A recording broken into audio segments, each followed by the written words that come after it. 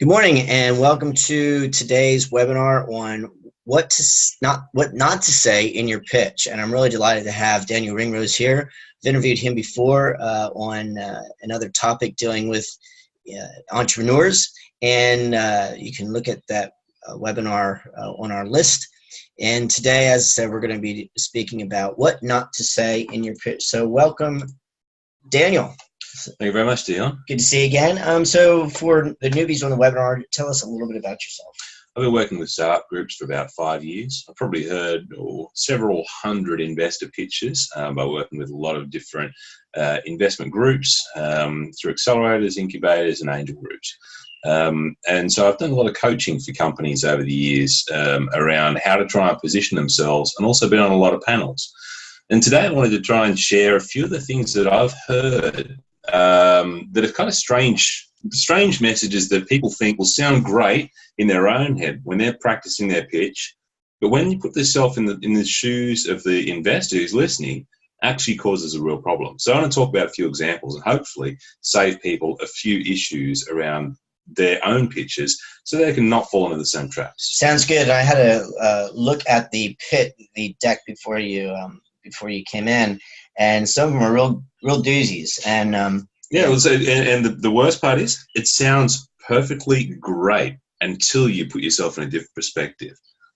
Well, let's get on and find them. So capital raising is hard. Well, it doesn't seem to be sometimes if you know what you're doing. Well, that's right. And it's getting to that point from I've had my first attempt to knowing what you're doing is actually where the art of this process is. Mm-hmm. It never comes to people immediately. People think it may be there naturally, but you need to learn to refine so that you can be at the point of knowing how to try and say something that gets the right reaction from an audience, having the right kind of grilling in advance so you know the things that you have good answers prepared. It's not good when you say, I don't know. Yeah. And also knowing what is it that those people need to try and hear so that you can try and build confidence with them. A capital raise typically takes around a 4-month cycle for an early stage company seeking investment. That's a long time to try and wait. And what you don't want to be doing is getting desperate and sort of screaming, show me the money at the end of that sort of stage. You need to be prepared, and that means doing lots of pre-work and really getting out there and getting lots of feedback and knockbacks so that you know you can have the right kind of approach when you really close in to win that deal. Fantastic. So you just mentioned knowing your audience. So those for people look very familiar for the Australian Shark Tank. And obviously when you go into a pitch session, it is good to know some of the people who are in your audience if you're going to an angel group. For example. Well, exactly. And so if you're seeking investment, you need to understand who's in the room. You're seeking somebody who's probably going to have industry insights. They probably have heard from a lot of businesses in your own industry, and they know through what they do a lot of what's going on. You should know their background so that you can speak with authority, but also respectfully for what they can help you with. And you can ask them for the right kind of thing you're looking for. Going in cold is always a challenge if you're in a closed room environment. Yeah. Very different if you're pitching to thousands of people from stage, in which case you're still trying to create the right kinds of impressions, but you can be sure a panel is going to give you a grilling as well. Yeah, awesome. Beware of assumptions. So the problem we see is that a lot of founders will build a business case and just trust that because I did all this financial modeling, I've spent 3 days trying to create this financial model, that's how my business is going to go. The reality is that a business case that you might calculate with the best of intentions rarely ever reflects reality when it happens. Yeah. If any business cases that I've worked with in most times in my career have always been something that's accurate only in retrospect, not at the time. So if you're believing because you worked so hard on this model, it's going to go that way, you won't yet have proof and evidence behind it. So here's some examples of some of the things founders have said that, and this is legitimate. Now, this one's really common. Energy industry in Australia is worth $21.4 billion. If we secure just 1%, we'll capture a $214 million market. Now, I've heard that one many times. And it doesn't matter what industry. Oh no, I made up the numbers about the energy industry entirely. But that 1%, anytime that a founder goes in to try and pitch a concept and says just 1%, means they don't have the evidence to know what they can really get. They're hoping. They haven't done the work. They're far too early, and you can instantly lose all confidence in the rest of your numbers just from that one kind of comment. Yeah. So simply don't do it. Come with something more accurate. So that comes back to really doing your market research. So even if you look at obviously the three biggest markets that I've seen entrepreneurs say they're going to go into is obviously the U.S., China, India. And obviously when you look at India, 1 billion people, 0.01%. If we just get that, the other side of that is going, well, that's great. If you do get that, how are you going to service it? Yeah. And it's very interesting for different markets as well, in different geographies. All of those things will be different. But if you haven't been able to nail your first market, you should have, even from research, you can talk about research and say, based on this, we've learned this. That's real information. If all you have done so far is go and talk to 500 people and do a whole bunch of customer research interviews, you can still pull some good stats from that. Talk about real numbers, not fictitious things you're hoping for. Would that also include looking at your competitors that have maybe gone into the U.S. market or China or India, some of these bigger markets, and gotten data on them and kind of use that as a benchmark, knowing that they are your competitor, but if it's a very open market, that you could capture another portion of that? Good point. You need to know a lot about your competitors, and hopefully more than the people you're pitching to. Be prepared. They're going to probably have some insights you may have missed. So treat them with respect as you do. You cannot depend on, so I've got this idea and I want to try and build a rideshare company. And Uber's worth $240 billion. So if I can try and get a business just worth 1% of that, I've got a $2.4 billion company. Now, fictitious, absolutely fictitious, because I've no idea how I'm going to get there. Talk about things that are real, talk about vision, but don't let vision be confused with your estimated numbers. Yeah, fantastic. Let's look at another one. Retention metrics are very strong with less than 50% churn after 10 years. So I heard this one from a company that have been running for 18 months. How on earth do they know that it's less than 50% churn after 10 years? They've only had a few customers come through. It's a handful. At this point in time, talk about things that are dependable numbers you can work with.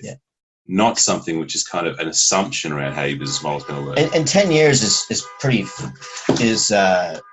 far ahead. Yeah, no, it is definitely a long way ahead. And you're hoping that your business will be very different by the time 10 years comes around. And so are those investors. So I wouldn't be talking about something after that kind of timeline. Especially with the way technology is going. Another one, with this next stage of business plan and your investment will be profitable by month 14.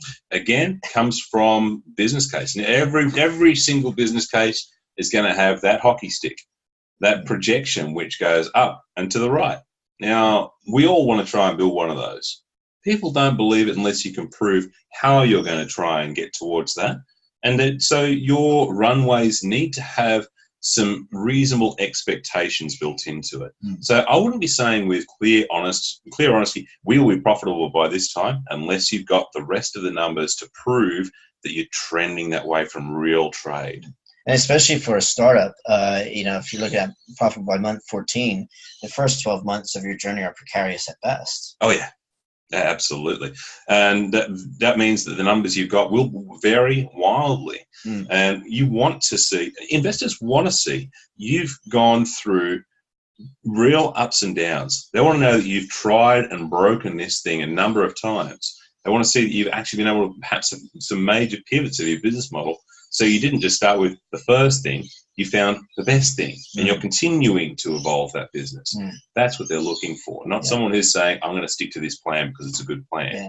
Because that also would be an indication of how coachable they are. That Absolutely. If the investor comes in and has a different insight, that they can say, look, I totally appreciate and good on you for where you've taken it to now, but here's something that's coming down the road from my own perspective and my own experience, and not turn it on its head, but at least modify it to the benefit. Yep, and it is critical how to take that feedback.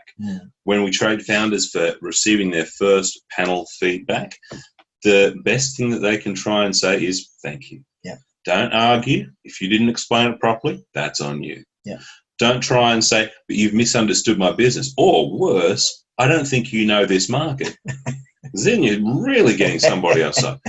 If they're giving you feedback, that's solid gold. Yeah. Take it, learn from it, be better at it for next time. Yeah. That'll show that you are coachable and they may want to work with you, even if you're not ready yet. Yeah, great advice. All right, so why you need money. It's always funny for investors, they sometimes feel that their money is just going into the deep hole because they never know if their investment is going to be a 1x or a 10x or a no X. Exactly. Well, and that's the thing. Typically, investors are going to be looking for about a 10x return on a tech startup business. Yeah. You need to be looking at that kind of growth because in a higher risk environment, they do a portfolio investment. So you need one big deal to pay for the rest of the pie. Yeah. Some businesses will look for that big deal to give us 60x in the larger VC firms. And so they're looking at businesses with that kind of market potential. So when I was saying market earlier on, you still need to know what the real data and opportunities actually are. Yeah. That doesn't necessarily mean, like, I understand and appreciate you're saying that the investors, they would ideally like a 10x. But that also, if you go in saying, look, this is still a very scalable model, but realistically, we may not make a 10x, but we might make a very solid 5x return or a 4x. That doesn't necessarily mean an investor will not look at that deal. Depends on the investor. Yeah. Some investors won't. Yeah. And some investors will prefer that. And that really, you need to understand that before you go into the audience, if you can, or ask for advice and guidance. It may be that your business is just something that you haven't worked out yet how to get to that kind of way, and you need advice. Yeah. But they're asking here, really, you're saying, give me X amount of money, of your own money out of your pocket. And they're going to say, what are you going to do with this? Now, if you say, this is again quotes, we're going to use this funding to support us while we work on growing the company. That says, I don't really know how we'll spend it, but I need a salary. So if all that money is coming in as a salary, that's a bad thing because they want to see that it's being spent on trying to deliver outcomes, things you can measure. You've planned, you've already tested a marketing campaign, and this is to try and take you for an expansion. Yeah. You've already built an MVP and got X customers signed up with a condition on letter of intent for delivering this feature. So you're going to have to use the money to develop these things. We've already brought in these kinds of engagements of people. I need to hire some more resource around this kind of space. And how are you going to measure that along? Yeah. So it doesn't necessarily mean like I might be looking for money because I need to hire somebody that's subject matter in their expertise, say like, putting stuff online in my business. But that doesn't mean I'm going to take any of the money from my salary because I might be working part-time to help pay the bills. So it's possible. And investors want people to be able to take a salary because building a company is hard and they want you 100% focused. Yeah. Now, that might be 50 or 70,000 a year. So you're not going out for too many high-end dinners, but it's enough to keep you alive because they want you focused. So they're quite happy to offer a salary in most cases, but they're not happy that they're just simply paying for your time. They want to know that they're paying for execution of activities and that you're expanding beyond your own individual capability because you become the bottleneck. Yep. Great. Another one, we've kept our product costs low by engaging strong developers to work for sweat equity, the infamous sweat equity. Yeah, good thing. I have a company I worked with a while back, and they had, at one point, 23 university interns working on building out their platforms. They were having a really fun time, lots of people coming on board. They had not set up correct IP assignment rights so that technically they could take back a piece of that IP and block them from using it. Oh, wow. They had also been kind of doing this on implied deals, which would be helping these guys out. Now, the problem is that all of a sudden becomes a massive liability on your balance sheet, either in cash terms, because they're going to be expecting something, or they're expecting jobs, or they're expecting a piece of equity on the business itself, which is diluting your equity out the more that they do. Yeah.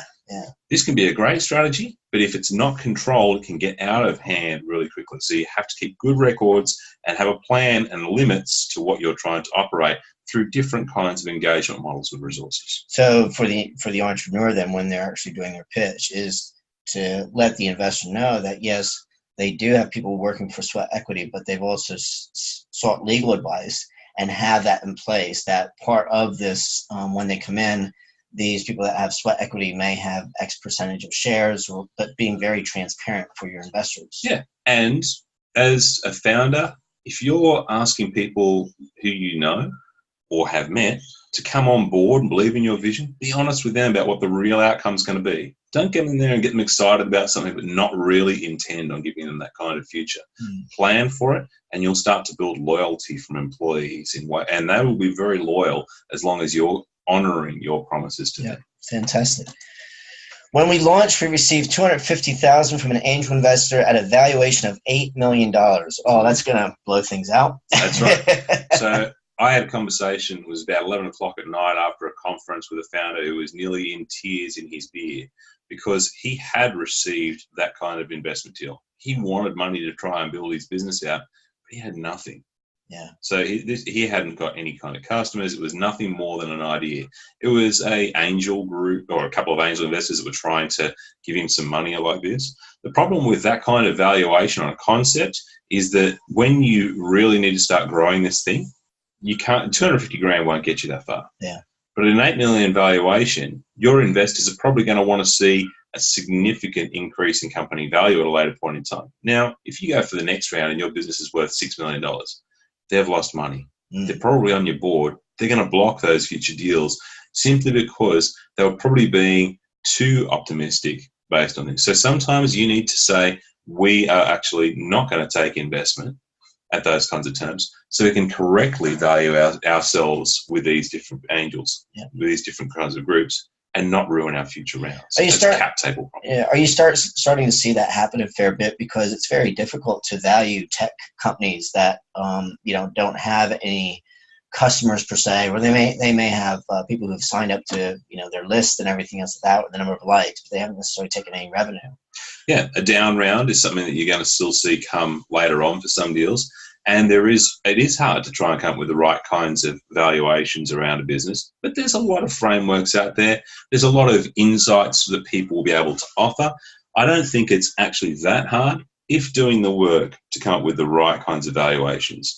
And if you're seeing someone offering you half of the money that you're thinking your company is worth, sometimes they could even be doing you a favor. Yep. You don't care about how much it's going to be now. You care about, where do I need to be in 3 years' time? Yep. And you've got to plan those parts as part of your capital raise process, not in the now. Okay, fantastic. Our customer acquisition cost is around $4,000 with an LTV of $7,000.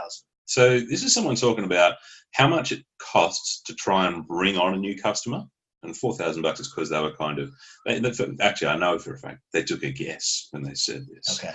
But that was assuming how much travel costs they'd spent. They didn't count time coming into it. Yep. Well, a lifetime value of $7,000. Now, that lifetime value is how long can I retain that customer as a paying customer for my service? They were still early days. They've been running this business for about 6-8 months at the time. Yep. They were doing a raise for another program. Now, they have assumed that lifetime value, and they haven't optimized their customer acquisition cost. At this point in time, it's them door knocking. So what they've done is state answers to a question, because they were asked what your numbers are, but they don't yet have a model which gets the cost down. So $4,000.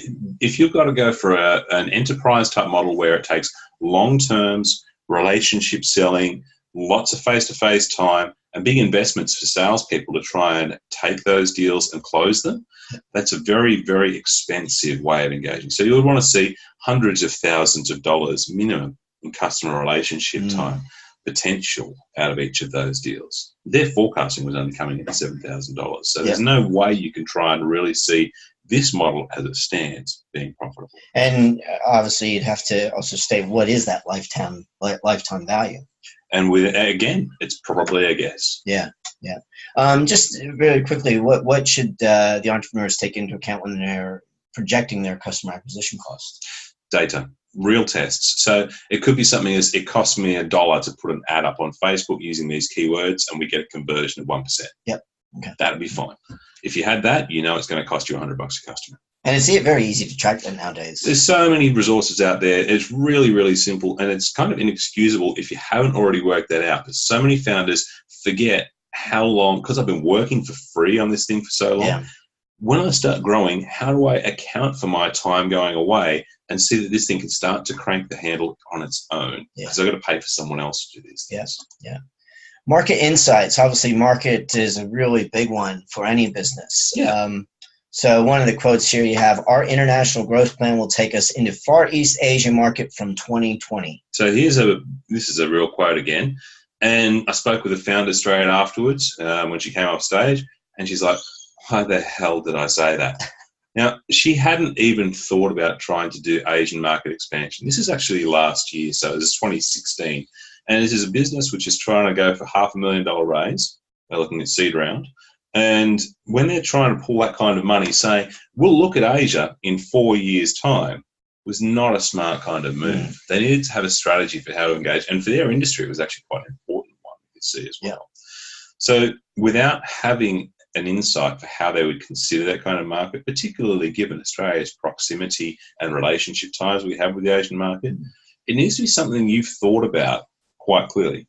You could restate this and say, we know as Asian market's an important market to us. We've done this about investigation. We have not yet worked out our expansion, but I know that this will be the time when we think it'll be right. And you can describe what this is for them. And I guess on top of that too is when if you're in a group like an angel group, you can even state, that's what we're hoping for investment money is that maybe one of our angel investors will have expertise in that market, how we can better execute going into that market. Yeah. You need to be looking at international expansion strategies early, like day one, not thinking about it in 3 or 4 years' time. Yeah. Okay.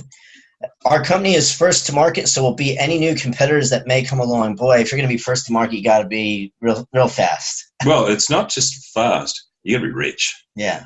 So in some of the big companies I've worked with over the years, trying to introduce new products, our education campaigns to try and teach markets, this is just Australia or Europe, we're talking millions and millions and millions of dollars thrown in just into marketing and trying to raise awareness of what the hell is this thing? Yeah. And that's in your first guess. If you're trying to educate a market about something, you've probably come across something that is either starting to trend, in which case you should know who are the early adopters and really know how you're tapping into that, or you're probably deluding yourself by thinking you can survive as a startup company like this. There's actually very often when I've heard this from founders, it's actually not true. They're not first to market. They just haven't done their research or thought about parallels of who else is looking into this kind of market as well. Other companies that may be already investigating these things. And so what we ask founders to do often is to try and do heavy research and find failed companies in those industries and learn from failures and try and contact the founders and learn from what happened with them or really get stuck into it, because they'll find out the stories of why things that may potentially have been first to market have failed. So there are very few things that are really a first to market. The other opportunity there is that if you identify a company who is first to market and you say, well, look, we're not first to market, but it's proven that they've got this traction. And so now they've actually done all the hard work of educating the market that they actually need this. And you can say, well, look, we're going to ride the wave of the first to market because they have all the money. So we don't have to educate the market. They already know. But what we're going to do is give an alternative to that particular market. So there's a bit of safety for the investor, I guess, then going into that. There is. And people sometimes don't feel like they're going to be innovative or fast enough if they're going this way. Look at Apple. These days, nothing's first to market. They're always following in behind. And the same has happened for most of the Apple products that have come out, right through from the mouse, the graphical user interface, the iPad, a touchscreen mobile. All these things existed through many other areas. All they did was just wait until the market was starting to come through, find out what was wrong with it, and do it better. Yeah, I always use, when in teaching marketing, I use Hertz is number one, Avis tries harder. And I said, Avis is happy with that. So it also becomes a branding exercise with regards to that. All right, another founder quote, we'll be directly disrupting the mining sector, so acquisition is inevitable. Once again, this can apply to any sector. It could be again. That acquisition means, well, when I've heard this particular quote, it was in a practice session with a practice panel, and they got eaten alive for this. Basically what they're saying is, we have no idea who's going to buy us, but we know that somebody's going to really want to try and buy out our business. Now, there's two sides to it. One, you're looking at a business that's probably looking to flip, which may mean that the founders may not be that passionate about running this for a long time. You have to ask questions about why are you in this. Second, you could look at an industry acquisition is really a smart move to be considering for your business, but you need to understand the 3 customers principle: the early adopters who start to shape your market. The second type of customer is a partner who gives you access to lots more people like your early adopters. And the third was a customer who buys your company. Yeah. Now, you need to have had a real strategy around that, even if it's something that you're saying at this stage, we are looking to try and grow this into this kind of scale. Yeah. But have your own strategy out there and be able to talk about that openly with investors. They want to know what's the long-term play on this. Some investors want a fast flip. Some investors will never want you to try and get out because they want you to turn this into a big global business. Yeah. Yeah. And even turning it into a big global business, we're seeing big global businesses being acquired in the game. And once again, going back to that time thing, we don't know who's going to be the big player in 1 year, 2 year, 3 year, depending on particular industries. But your research can give a good answer towards this. Don't just take that guess. Yeah. About your team. Now, I've heard the team is a really big part of any investor when they're looking at investing in a company. For many investors, the biggest part. Yeah. Now, a lot of people will talk about team, and there's some things that people will say, particularly at an early stage, which sound good but have not really come across very well. It creates weakness in the areas. So if a company like both of our founders have worked in the mining industry for a combined total of 46 years, and you're a couple of young dudes there. Now, because I was down in a mine, doesn't mean that I know how to try and run a tech startup business. You need to balance these things with credibility about you can execute on this business. So industry experience must be relevant to your new industry, not just your old one. Yeah. I've had businesses that we've invested in with people who've been in the health industry, for example, for many, many years, completely fell apart when trying to run a business because they still worked in their old mindset. Yeah. So be careful about how you try and state that unless you're doing a good balance of why you're a good founder. Yeah, and I guess you can, to be a bit safe, you can also, instead of using the word founders, our team, and that is part of your team might be an advisory team. So if you're the tech people, but you may not have if we reverse it, they have a lot of technology background, but they may not have a true understanding of, say, the health sector. But because they have an advisory team around them that have many years, like even 2 people there that have a combined aspect of 40 years in the health industry, that even strengthens the team as well. So sell the individuals, don't sell the collective. Yeah. Because if I was to say, I've got Guy Kawasaki as a guy who's on my advisory board with X years of experience in growing businesses like this, much stronger than saying I've got a collective advisory board with 83 years in early stage investments. Yeah. It doesn't give me the names, give me the facts. Tell me who can open doors. Yep, fantastic. Another one, our biggest strength is in our team's ability to deliver the highest quality service in the market. Now, it sounds good. Until you work out, those people are going to break. And they're going to be too busy trying to service customers to try and work on growing that company. Well, the other thing, too, is every business should actually be aiming towards providing the highest quality service anyway. I understand. And that comes with a cost. Now, if it's a high service approach rather than a very low touch and easy product approach, now one costs money. There's time costs money every time someone spends servicing a customer versus a great experience like Zappos, for example. It's an amazing business in the way that they were trying to build things into a very cheap and automated way to create an incredible service. They didn't have massive budgets still to get the reputation as an incredible service-based company. Smart moves in how you try and deliver it. What you don't want to see is the key word there is team ability, because that says we're taking this on ourselves because we haven't worked out how to get ourselves out of the daily grind. Okay. So you still can definitely want to look at the service, but put it all upon yourself. Yeah, you have to learn how to try and replace yourself in your business. Yeah, fantastic. Another one, all 3 founders are joint CEOs and full members of our company board. That comes back with that partnership and business relationships and everything. It does. And so I heard a company, they were seeking a raise of a couple $100,000, and with that approach, they got knocked back. And the reason being, there's no clarity around how the business will be operated, what the roles and responsibilities are, and there's too many board seats in there. It shows that what it actually says is we don't trust each other. As founders, we're all saying, no, I'm going to be CEO. No, I'm going to be CEO. I don't trust you. I got to have a seat on the board. No, I got to have a seat on the board. And so there's actually disunity within the team. And you need to try and find ways of breaking that and putting clear allocations in place, or it's very hard for people to see how they would try and engage with you from an investment perspective. So that's got to be fixed. And it really shows, I mean, somebody has to step up as leader and actually take the good times and the bad times when stuff hits the fan. And everybody can be a leader, but they all have their own areas of responsibility. Someone's great because their wiring is made up that they're good to try and do that operational piece. Yeah. Someone's going to be a really good hustler. They know how to try and create great messages out of this. So they're going to be sort of head of sales or with a marketing perspective. Yeah. Someone's going to be really good at trying to do the control of the numbers, and they're going to try and take a CEO and CFO role in the company. Say what you're good at. Don't just say we all have to try and be kingpin. Good advice. Dazzle but be honest. So I've had a story of a company, and this is a true story. I believe they were based out of Germany, and it was a business that I know someone else who'd invested in previously for another round. They were broke.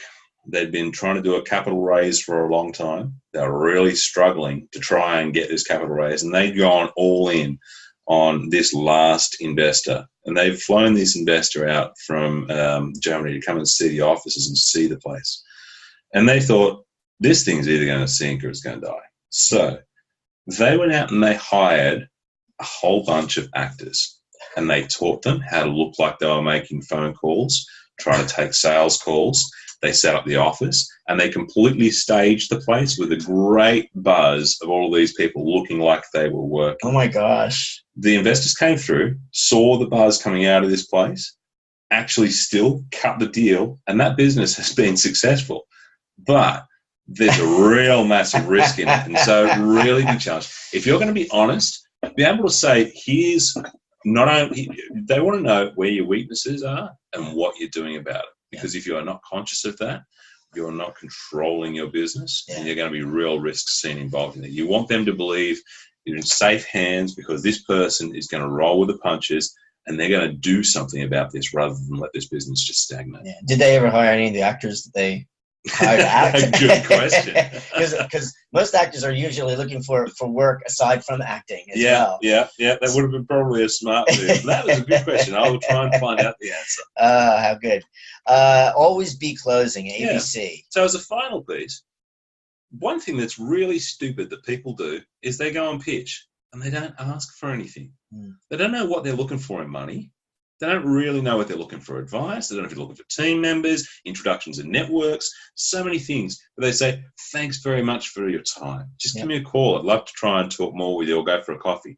That's a rubbish close. If you're bothering to take someone's time, make it very, very easy for them to see what you're after and make it logical that they are the right person. So you need to know who's in the room so you're asking for the right kind of thing. And if it's simply, I need you to introduce me to this person in this company and be very specific about the name of the person. I've seen that done to great effect. Awesome. So be very clear about what you're trying to close. Don't go in there for generics. And even if it's nothing more than, this is my trial, I need you to try and ask me questions now so I can improve to get ready for a raise. Still a good ask. Always have the ask. And it shows the determination of the entrepreneur as well, that they're very clear in their direction. Even if the investor might think it's the wrong direction, at least they're clear in a direction. And so if you can get that feedback from investors or whoever may be on your panel, listen to it, learn from it, adapt with it, and then you can refine that pitch to the point where it's really strong. You build confidence, you have good answers that you have ready to try and go when questions arise. You've probably answered more things by being able to refine that pitch, and you get a really easy situation where it's a no-brainer and they've built confidence to say, yes, let's do that deal. Yeah, fantastic. Well, I would like to say thank you very much to Daniel for his insights. I hope that people who are looking at the webinar have gotten some great advice. I know I have, and I will be implementing, not be implementing those statements in my pitches in the future for sure. If you have any questions, you can contact Daniel on his LinkedIn profile, and look forward to you in an upcoming webinar. And once again, thank you very much for your time, Daniel. Thank you all.